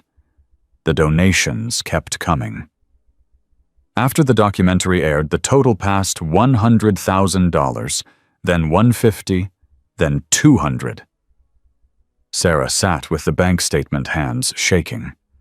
This can't be real. It's real. Ghost looked over her shoulder. Every penny. What am I supposed to do with $200,000? Whatever you want. Fix the motel. Save for Lily's college. Take a vacation. You've earned it. I didn't earn anything. I made fritters. You saved lives. You inspired millions. You showed the world that kindness still exists. Ghost sat beside her. Stop fighting it, Sarah. Stop telling yourself you don't deserve good things. You do. More than anyone I've ever met. Sarah stared at the numbers. $200,000. Her mother had left her $17,000 in debt and a failing motel. Now she had more money than she'd ever dreamed of. My mom would have lost her mind. She'd be proud. She'd be terrified. Then she'd make a budget and invest every penny responsibly. Ghost smiled. Sounds about right. Sarah set down the statement. I want to do something. Something that matters. Not just fix the motel. Something bigger. Like what? I don't know yet. But this money, it came from kindness. It should go back to kindness. Ghost took her hand. Whatever you decide, I'm in. Even if it's crazy. Especially if it's crazy. The call came at midnight. Sarah was half asleep, Ghost's arm around her, Lily snoring softly in the next room. Her phone buzzed. Unknown number. She almost ignored it. Hello. Is this Sarah Mitchell, female voice? Young, scared. Who is this? My name is Elena Torres. Sarah sat up. Ghost stirred beside her. Torres. I'm Daniel's sister, half-sister. I didn't know he existed until last week. I saw the documentary. I saw his face, and I knew. Sarah's heart stopped. Daniel doesn't have a sister. He does. He just didn't know. Our mother, she had another baby after Daniel was taken. She tried to get him back. Tried for years, but the system... Elena's voice broke. She died thinking he was dead. They told her he died in foster care. She grieved for him her whole life. Sarah couldn't breathe. Daniel needs to hear this. I know. That's why I'm calling. I found her. Our mother. She's alive. The world tilted. What? She's alive, Mrs. Mitchell. She's in a care facility in Oregon. She's sick. Very sick. But she's alive. And she doesn't know Daniel survived. Sarah shook Ghost awake. Daniel, wake up. What's wrong? Your mother. She's alive. Ghost went white. That's impossible. She died. They told me she died. Sarah handed him the phone. Talk to her. Ghost took the phone with trembling hands. Hello? Sarah watched his face change. Watched 22 years of grief and loss and longing crack open like an earthquake. Elena, I don't understand. How is this possible? He listened. His whole body started shaking. Oregon. She's in Oregon. More listening. Alzheimer's? How long does she have? His voice cracked. I'm coming. I'm coming right now. Don't let her die before I get there. Please, please, God, don't let her die. He hung up. Looked at Sarah. I have to go. I know. Right now. Tonight. I know. Come with me, please. I can't do this alone. Sarah didn't hesitate. Lily. Her daughter appeared in the doorway, rubbing her eyes. Mommy. Pack a bag, baby. We're going on a trip. The drive to Oregon took 14 hours. Ghost drove the first 8. Sarah drove the last 6. Lily slept in the back seat, wrapped in her leather jacket. Nobody talked much. What was there to say? Ghost's mother was alive. The woman he'd mourned for 22 years. The woman he'd been told was dead. Alive. What if she doesn't recognize me? Ghost's voice was barely a whisper. Then you remind her who you are. What if she's angry? What if she thinks I abandoned her? She won't. You don't know that. Sarah reached over, took his hand. I know that a mother never stops loving her child, no matter what, no matter how long, no matter what anyone tells her. Ghost's grip tightened until it hurt. I'm scared, Sarah. I know. I haven't been scared like this since I was 7, since they took me away. You were a child then. You're not anymore. And you're not alone. He looked at her. Promise me something. Anything. Promise me you won't let go. Whatever happens in there, whatever she says, whatever I do, don't let go. Sarah squeezed his hand. Never. The care facility was small, quiet, surrounded by trees. Elena met them in the lobby. Young woman, mid-20s. Ghost's eyes. Ghost's cheekbones. Daniel, Ghost nodded. Couldn't speak. Elena started crying. You look just like her. Just like Mom. She threw her arms around him. Ghost stood frozen for a moment, then slowly hugged her back. "I didn't know," he said. "I didn't know you existed." "I didn't know either. Not until I started digging. Not until I found the records." She pulled back, wiped her face. "She's in room 1-12. She has good days and bad days. Today's been okay." "Does she know I'm coming?" "I told her. She didn't believe me. She thinks you're dead. She's thought that for 22 years. Ghost's whole body shuddered. "Take me to her." They walked down the hallway together. Sarah held Ghost's hand. Lily held Sarah's other hand. Room 112. The door was open. An old woman sat in a wheelchair by the window. White hair, frail body, but her eyes were Ghost's eyes. Elena stepped forward. "Mom, someone's here to see you." The old woman turned, saw Ghost, froze. "No." Her voice was thin, broken. "No, they told me. They said you were gone. They said—" Ghost dropped to his knees beside her wheelchair. "Mama, it's me. It's Danny." "Danny died. My Danny died." "I didn't die, Mama. I survived. I'm here. I'm right here." He took her hands, pressed them to his face. "Feel me, Mama. I'm real. I'm alive. I never stopped looking for you. Never stopped hoping." The old woman's hands trembled against his cheeks. "Danny, it's me, Mama.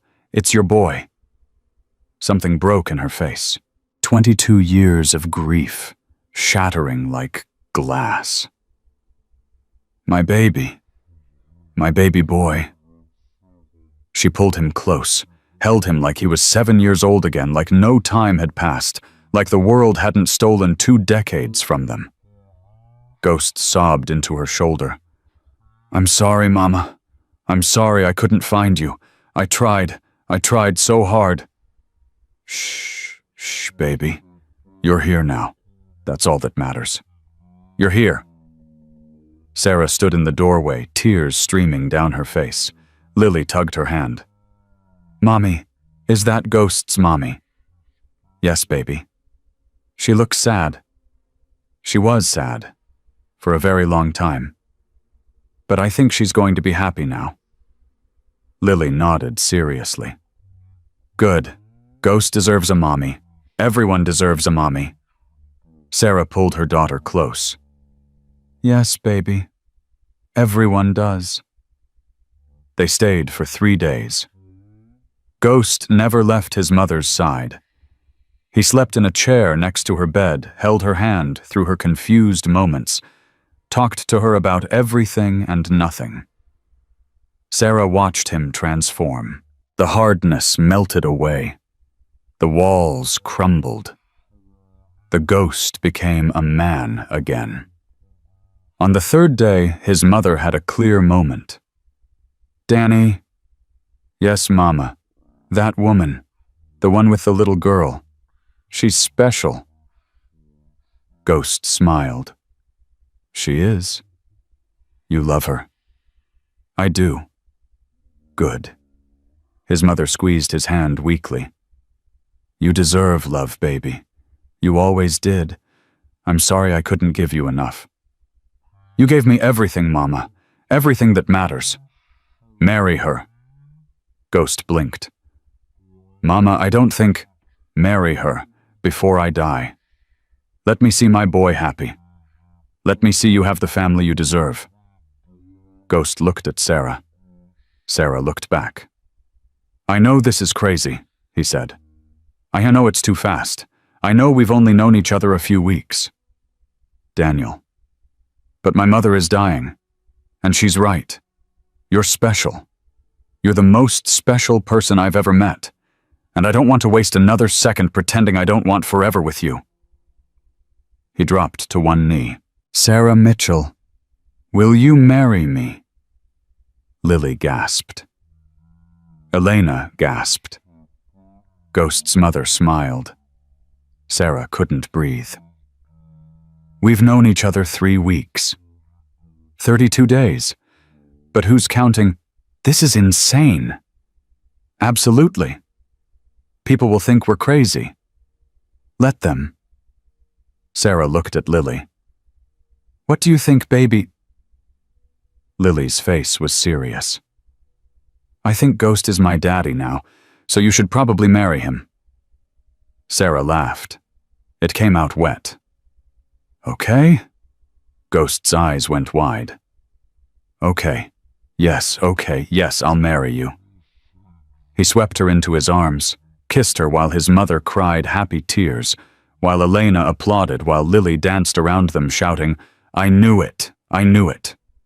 They were married 2 days later, small ceremony, care facility chapel, Ghost's mother watching from her wheelchair. Iron Mike gave Sarah away. He'd driven through the night when Ghost called him. You sure about this? He'd asked Sarah. I've never been more sure of anything. Good, because if you break his heart, I'll have to kill you. If I break his heart, I'll deserve it. Phoenix was there. Tommy. Bear with Maya, who'd become Lily's new best friend. The whole family. Ghost wore the only suit he owned. Sarah wore her mother's dress. When he said, I do, his voice cracked. When she said, I do, she meant it with everything she had. I now pronounce you husband and wife. You may kiss the bride. Ghost kissed her like she was air, and he'd been drowning. His mother was crying. Lily was cheering. And Sarah Mitchell. Sarah Torres now realized that everything she'd ever wanted had found her when she opened a door to strangers in a blizzard. Ghost's mother died 3 days later, peaceful, in her sleep, holding her son's hand. The last thing she said was, I knew you'd come back. I never stopped believing.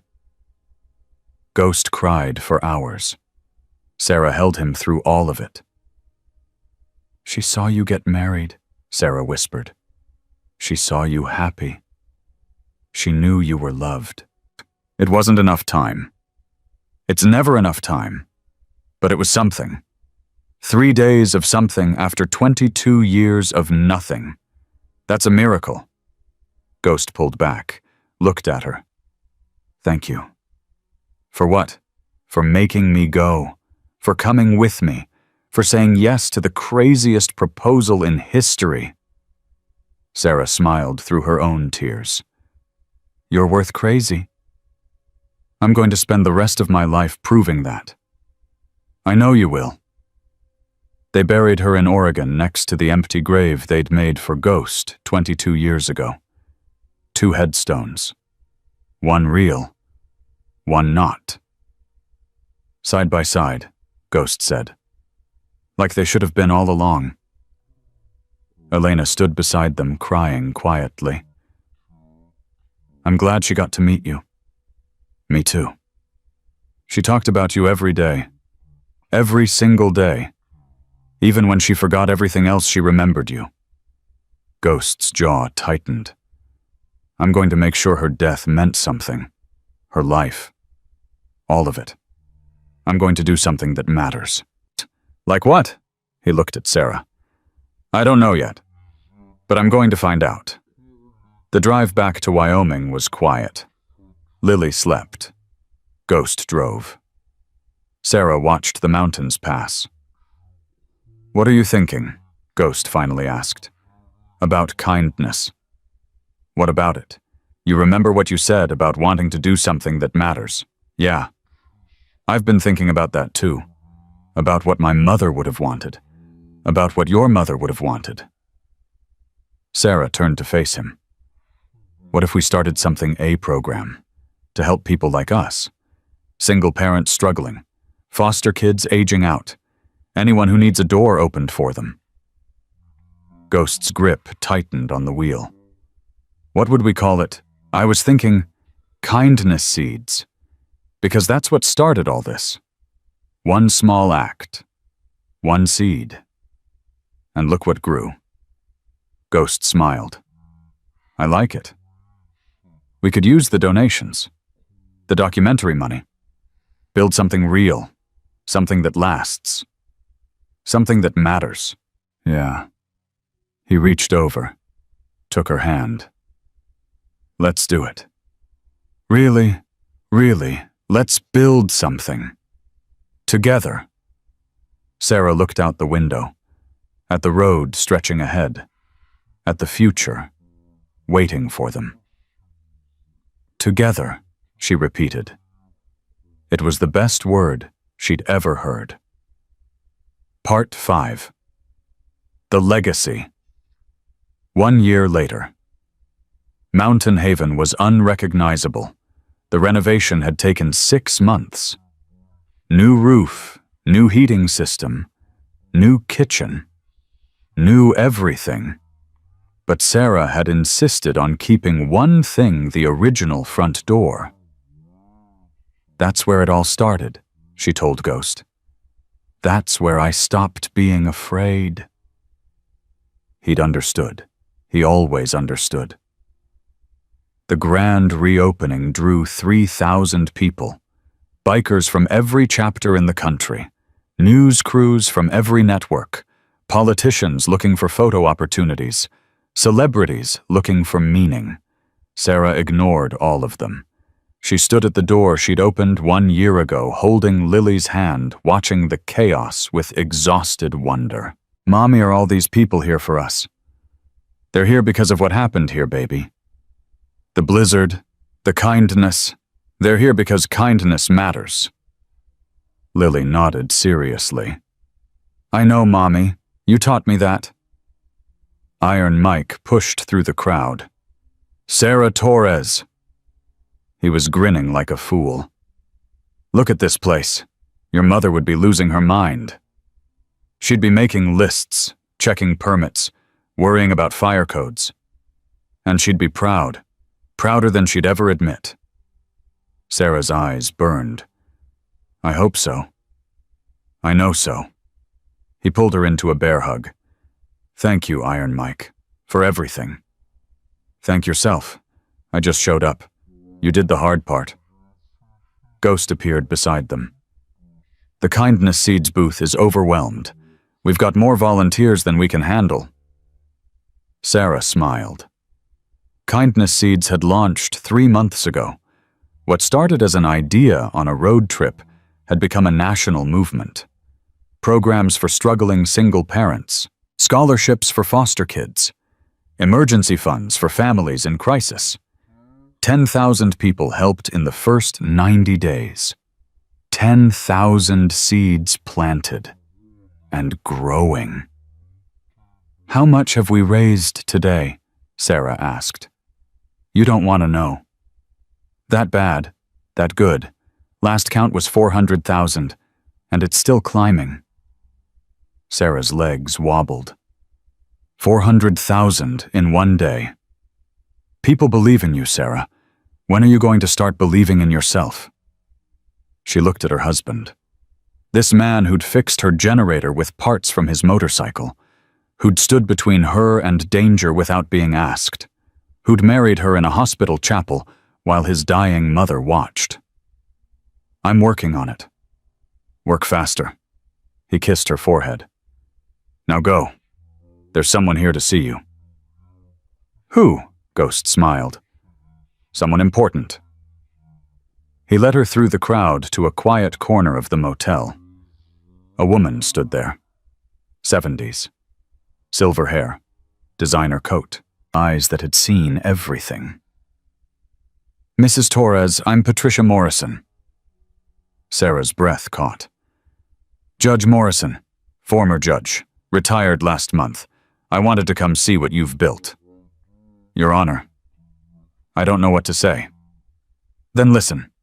Patricia stepped closer. I've been on the bench for 32 years. I've seen every kind of case you can imagine. Custody battles, divorces, criminal trials. Most of them broke my heart. She paused. But your case, that little girl marching into my courtroom telling me who her real father was, that stayed with me. That changed something. Sarah didn't know how to respond. I retired because of you, Mrs. Torres. Because of me. Because you reminded me why I became a judge in the first place. To protect people. To serve justice. To help the helpless. Patricia's eyes glistened. I'd forgotten. Somewhere along the way, I'd forgotten. But you reminded me. And now I want to help. Help how? Kindness seeds. I want to join your board. Pro bono. I want to use my experience to help families navigate the legal system. Custody cases. Adoption paperwork. Whatever they need. Sarah's heart swelled. Your Honor, I would be honored. Patricia. Call me Patricia, and the honor is mine. They shook hands. Ghost watched from a distance, smiling. Bear found Sarah near the food table an hour later. He looked different than he had a year ago. Healthy, happy, whole. Maya stood beside him, holding his hand. There she is. The woman who saved my life. Bear, you saved your own life. I just helped. You gave me your mother's medicine. You held my hand while I was dying. You convinced me to call my daughter.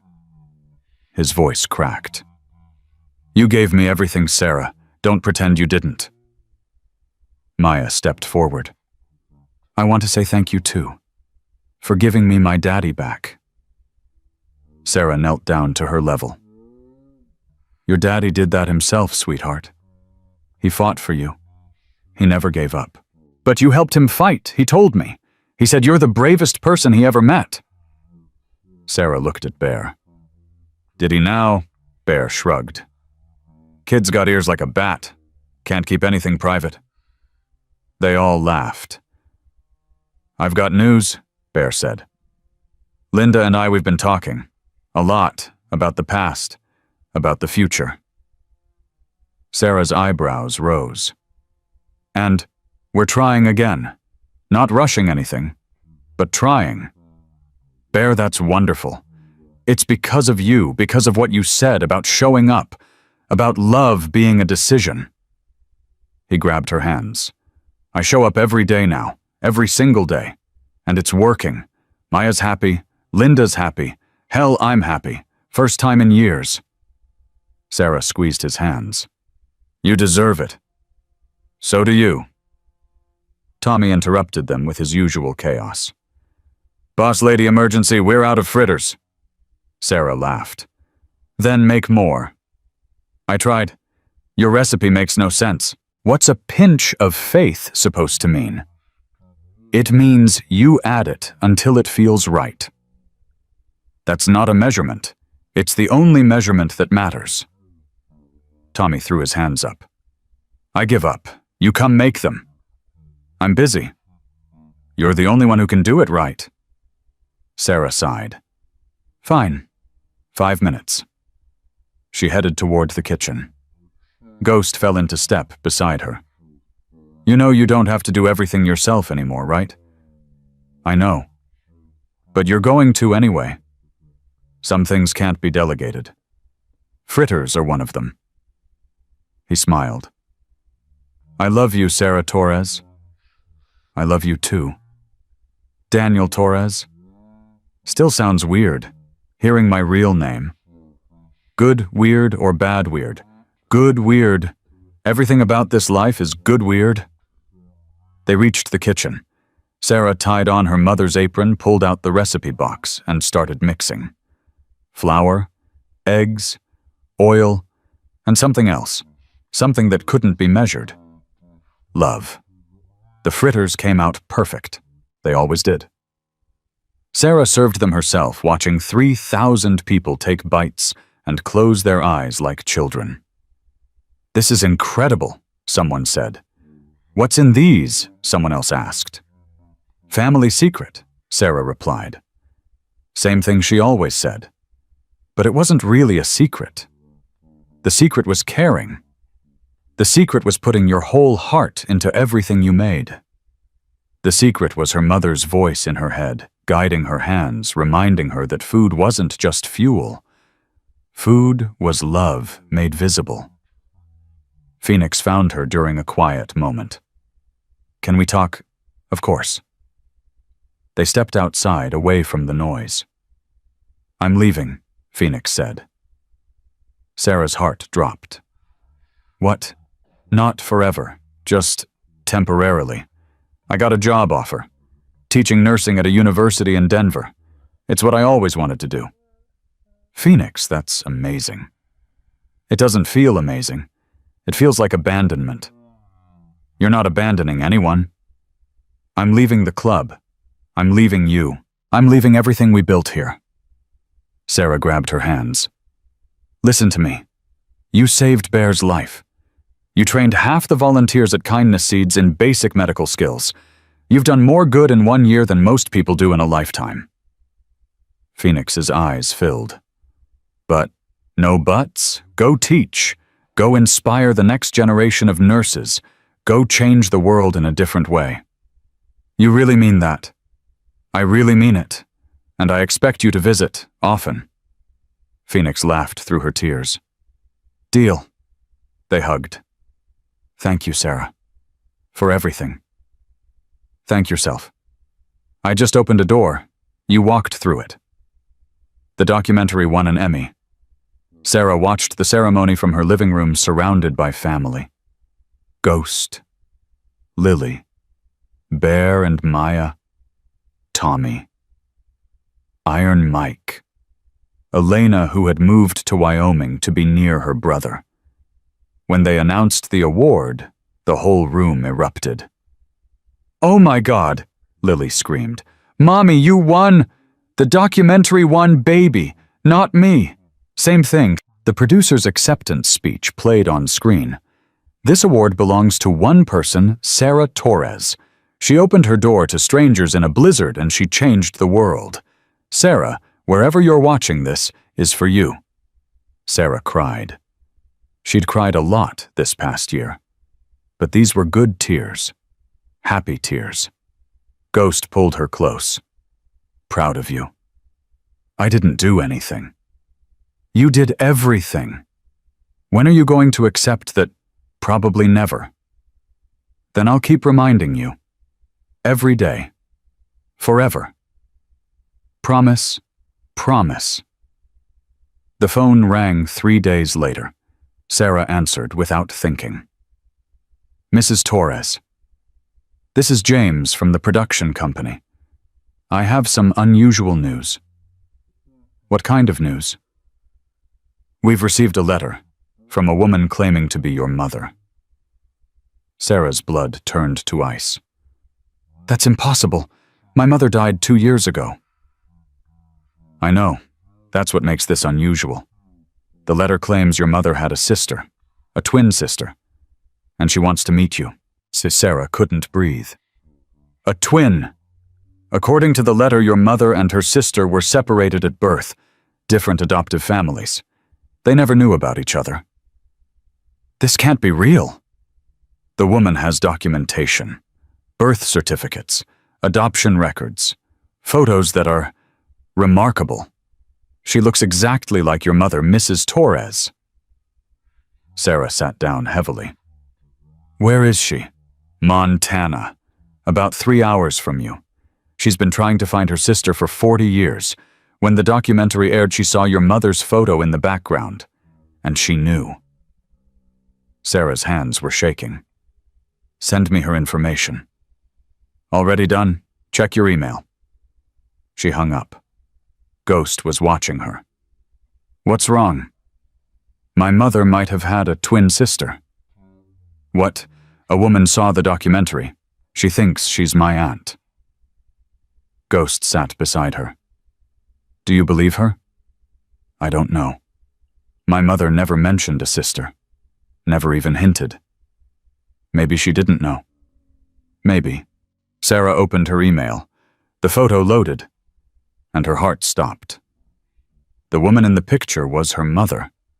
Same face, same eyes, same everything. But older, different hair, different smile, same soul. "Oh my God. Sarah, it's her.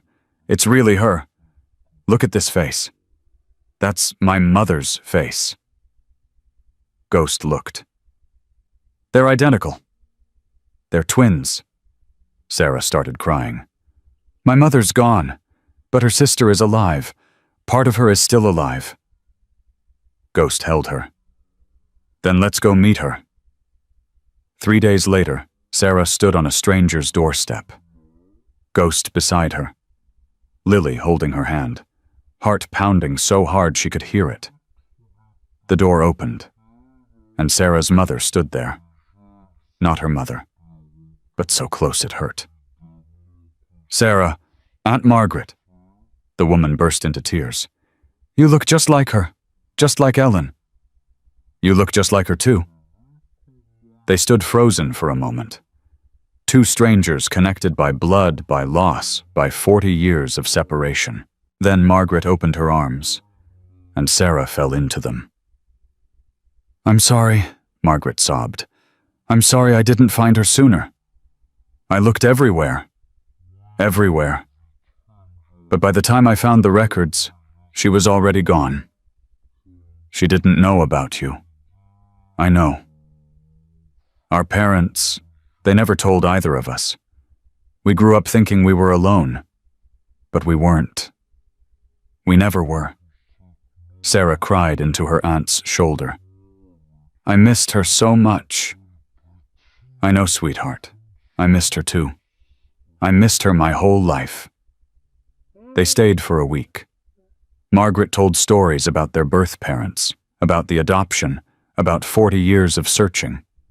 Sarah told stories about her mother, about the motel, about fritters and faith, and opening doors to strangers. By the end, they were family. Not the family Sarah was born into, but the family she'd chosen. The family that had found her. Come to Wyoming, Sarah said on the last day. There's room at the motel. There's always room. You'd want an old woman like me around. I'd want my mother's sister around. I'd want my family around. Margaret cried again. Then I'll come. I'll pack everything and come. Good, because I'm not taking no for an answer. Margaret laughed. You're just like Ellen, stubborn as a mule. I learned from the best. 1 year later, Sarah stood on the porch of Mountain Haven. Not alone anymore. Never alone anymore. Ghost sat beside her, their son asleep in his arms. 3 months old. Named Michael after Iron Mike. Lily played in the yard with Maya, both of them wearing matching leather jackets. Margaret was inside teaching Tommy how to make proper fritters. He still couldn't get it right. Bear and Linda sat on the porch swing holding hands like teenagers. Iron Mike was telling stories to a group of new volunteers, his voice booming across the property. And in the distance, a line of motorcycles approached. The monthly ride. Bikers from every chapter stopping at Mountain Haven like they always did. Like they always would. Mommy, Lily ran up. The angels are coming. I see them, baby. Can I wave? You can always wave. Lily ran to the edge of the road, jumping and waving as the motorcycles roared past. Every single rider waved back. Ghost shifted beside Sarah, careful not to wake the baby. You okay? Better than okay. What are you thinking about? Sarah watched the endless stream of motorcycles, watched her daughter dance with joy, watched her family gather on the porch of a motel that should have failed years ago. I'm thinking about doors. Doors. My mother used to say that every door you open leads to another, that kindness creates more kindness, that love creates more love. She looked at Ghost.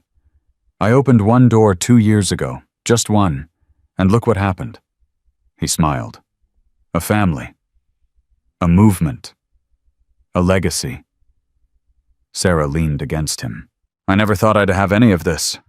When my mother died, when Ryan left, when I was down to $47 and a broken heater, I thought that was it. I thought my story was over. But it wasn't. It was just beginning. The last motorcycle passed. The rider, a young woman, couldn't have been more than 20, stopped at the gate. "Mrs. Torres?" Sarah stood. "Yes, I just wanted to say thank you." "For what?" "I aged out of foster care 6 months ago. I had nothing. No one. I was sleeping in my car, thinking about giving up." The young woman's voice cracked. "Then I saw your documentary. I saw what you built. I saw that man talk about foster care, about being invisible, about finally finding a family." She wiped her eyes. "I applied to Kindness Seeds the next day. They helped me get an apartment, a job, a scholarship, everything I needed to start over." Sarah's throat closed. "What's your name?" "Grace. Grace Mitchell." Sarah blinked. "Mitchell. It's the name I chose for myself. After the motel. After you. Because you showed me that names don't define us. Choices do." Sarah walked down to the gate. "Grace Mitchell." "Yes, ma'am." "You're going to be okay. Because of you." "No." Sarah took her hands. "Because of you. You're the one who applied. You're the one who showed up. You're the one who chose to keep fighting." Grace started crying. Can I hug you, sweetheart? You can hug me anytime you want." They embraced, and Sarah felt it again. That warmth she'd first felt 2 years ago when she'd opened her door to strangers in a blizzard. The warmth of connection, of purpose, of love. Grace rode away, eventually promising to visit. Sarah watched her go, then returned to the porch. Ghost was waiting. "Who was that? Grace Mitchell." "Mitchell. She named herself after the motel, after what happened here." Ghost's eyes softened. "That's beautiful. It's everything. It's the whole point." Sarah sat beside him, looked at their sleeping son, looked at their life. "I figured something out," she said. "What's that, what my mother meant, about kindness being a seed?" "Tell me," Sarah smiled. "It's not about the harvest. It's not about the result. It's about the planting. Every act of kindness plants a seed. You never know which one will grow. You never know which one will change the world." She looked at the road where Grace had disappeared. "But you plant anyway, because that's what you do. That's who you are. And eventually something grows. Something beautiful. Something that outlasts you." Ghost took her hand. "Like this." "Like this." Lily ran up breathless. "Mommy Maya says there's a new litter of kittens in the barn. Can we keep one? Please, please." Sarah laughed. "We'll see, baby." "That means yes. That means we'll see." Lily ran off, already naming her future kitten. Ghost chuckled. "She's going to have that cat named by dinner." "She's going to have 3 cats named by dinner." "Probably." They sat in comfortable silence. The sun was setting. The motorcycles were gone. The chaos had quieted.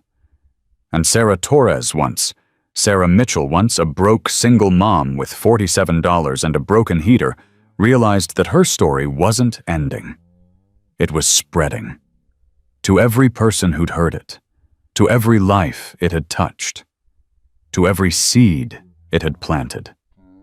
She'd opened one door 2 years ago, and 1,000 doors had opened in return. That's not luck. That's not coincidence. That's the sacred, unbreakable truth about kindness. It multiplies. It transforms. It saves every single time. So open your door, plant your seed, watch what grows. You might just change the world.